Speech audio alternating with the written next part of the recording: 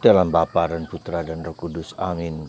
Allah Bapa di surga, kami mengucap syukur dan terima kasih bahwa kami diingatkan sekali lagi bahwa kami perlu memiliki keberanian sampai bahkan mungkin mengorbankan diri dan nyawa. Para martir Korea hari ini mengajak kami, para awam juga, semua saja yang percaya pada Kristus, berani mengungkapkan kebenaran akan Yesus yang disalibkan mati untuk menyelamatkan kita. Terpujilah namamu kini dan sepanjang segala masa. Amin. Para saudaraku terkasih dalam Kristus, hari ini gereja mengajak kita untuk mengingatkan kembali akan peran serta dan sikap menjadi saksi Kristus. Karena Kim Tae-gon, seorang imam pertama di Korea, dan Paul Hasang, dan 100 orang lebih yang dibantai, yang dibunuh karena iman di Korea. Dan yang mengagumkan lagi, darah mereka yang tercurah di tanah Korea itulah yang membuat Korea sekarang bertumbuh dan berkembang menjadi orang-orang yang misionaris kemana-mana, bahkan awam sekalipun.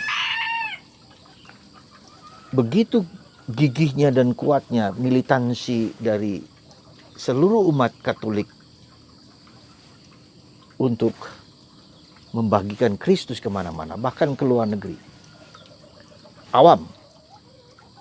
Dan inilah yang sebetulnya diharapkan oleh gereja kita semua, oleh kita semua yang mengaku bahwa Yesus adalah satu-satunya penyelamat, penebus, pembebas, yang memberikan kebahagiaan, kedamaian, bukan hanya di dunia ini, tapi juga nanti di surga. Itulah saudaraku terkasih, maka perlu kita diingatkan sekali lagi bahwa bahkan kalau dikatakan selama puluhan tahun tidak ada imam di Korea, dan mereka berjalan dan Tuhan sendiri yang menjadi imam bagi mereka. Ya. Jadi saudaraku terkasih, kaum awam dan kita semua, mari kita berani mengungkapkan iman kita bukan hanya dengan mulut, tapi dengan tindakan, dengan perbuatan. Dan darah para martir Korea inilah yang kemudian memancar keluar ke seluruh dunia. Itu yang pertama, dan itulah yang boleh dikatakan kedua. Itulah terang sejati, tidak hanya dengan mulut, tidak hanya dengan kata-kata, tetapi dengan perbuatan, dengan tindakan, dengan sikap hidup yang menunjukkan, yang menampilkan cahaya yang keluar dari iman kita akan Yesus. Dan terang itu adalah Kristus sendiri, dan terang itu sudah diberikan kepada kita. Ya, sudah dicurahkan ke dalam hati kita dengan Roh Kudus yang Tuhan berikan kepada kita dalam baptisan dan sakramen-sakramen lain. Jadi sekali lagi, ini semua adalah terang yang Tuhan katakan dalam Injil hari ini. Supaya terang itu bersinar. Dan sinar itu bukan hanya untuk diri kita sendiri, tetapi sinar yang indirectly, secara tidak langsung memancarkan keluar. Dan itulah mungkin kita harus mengatakan bahwa hidup kita adalah pancaran sinar terang itu kepada orang lain, sehingga mereka melihat hidup kita. Dan tidak berarti bahwa mereka harus menjadi Katolik atau apa, tapi paling tidak teladan hidup itu membuat mereka menghayati nilai-nilai Katolik. Paling tidak, seandainya menjadi Katolik karena Tuhan sendiri yang menggerakkan hati mereka, bersyukurlah. Dan itu yang, ketiga, bagaimana supaya orang bisa menjadi terang, dan terang yang telah Tuhan berikan dalam diri kita itu memancarkan sinar-sinar kebaikan kepada orang lain. Yesus mengatakan, perhatikanlah cara kamu mendengarkan. Sekali lagi, perhatikanlah cara kita mendengarkan. Coba kita perhatikan bagaimana kita mendengarkan sabda Tuhan, bagaimana kita mendengarkan orang lain, bagaimana kita mendengarkan situasi di sekitar kita. Terlebih bagaimana kita mendengarkan batin kita yang terdalam. Ya, nah itu kemarin dalam bacaan diterangkan tentang tabur benih. Benih itu tumbuh ketika ada tanah subur, kesediaan untuk mendengarkan, kemauan untuk mendengarkan, kemauan untuk menangkap, ya, kesediaan itu penting sekali. Tanah subur atau tanah berduri atau tanah berbatu-batu di mana orang hanya mengikuti apa yang menjadi kehendaknya sendiri, ya. Dan itu kombinasi dari semua itu ada dalam diri kita. Bagaimana saya mendengarkan bahwa saya juga keras kepala, bagaimana saya penuh kegelisahan dengan kehendak dan kemauanku sendiri untuk mengikuti apa yang kuinginkan, seperti duri, kecemasan akan masa depanku. Nah, itu tergantung kita mendengarkan apa yang ada dalam batin kita dan apa yang ada di luar diri kita. Mendengarkan apa yang dikatakan dan tidak dikatakan oleh orang lain. Itu penting juga supaya kita tidak hanya mendengarkan apa yang orang katakan, tapi yang tidak dikatakan di balik kata-kata itu. Nah, disitulah sekali lagi dibutuhkan tanah yang subur, ya. Tapi ketika ada tanah yang tidak subur, kita juga harus sadar, oh ada tanah yang subur. Kemarin saya baru menyadari dalam batin saya sendiri, dalam pikiran saya sendiri, muncul perasaan, ternyata selama ini saya tidak cukup serius dalam hidup meditasi saya. Loh, saya bertanya, kenapa begitu? Kenapa muncul perasaan dan sikap seperti itu? Ya karena saya tidak cukup mendengarkan sabda Tuhan. Ya, kemarin mulai terpikir dalam ada satu ungkapan dalam batin, kamu tidak cukup meditasi karena kamu tidak mencoba mendengarkan sabda Tuhan dengan baik.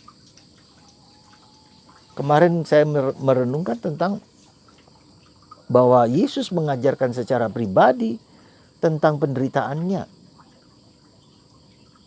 Ya, tentang penderitaannya. Dan itu secara pribadi, dan para murid tidak mendengarkan itu. Mereka punya dunianya sendiri. Karena ada batu, ada duri, di mana mereka ingin menjadi terkemuka, menjadi hebat, menjadi pendahulu, menjadi berjasa. Tetapi Yesus tidak marah. Justru Yesus menanggapi apa yang menjadi pikiran mereka dengan mengatakan, kalau kamu menjadi yang terdahulu harus melayani, harus di bawah. Nah, cukup itu, hanya di situ? Belum. Nah, disitulah aspek diam dan hening dan sunyi. Kita bertanya dan saya bertanya, Tuhan, apakah aku siap menderita?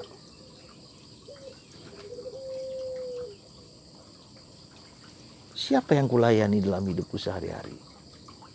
Ketika ada orang yang tidak mau membenciku, tidak menyukaiku, penderitaan dari waktu ke waktu, disiplinku untuk memberikan waktu untuk berdoa, untuk diam, untuk hening. Disitulah sebetulnya meditasi, kontemplasi. Oh ya Tuhan Yesus, aku masih sering menolak kalau aku menderita. Aku marah kepada orang lain. Aku kecewa dengan orang lain. Ketika orang lain tidak mendengarkan apa yang ku kehendaki, aku marah. Ya, aku tidak siap menderita. Mohon ampun Tuhan Yesus. Ampuni aku. Itu yang kemarin berkecamuk di dalam hatiku. Maka saya mencoba terus-menerus sekali lagi untuk membaca sabda Allah, merenungkannya.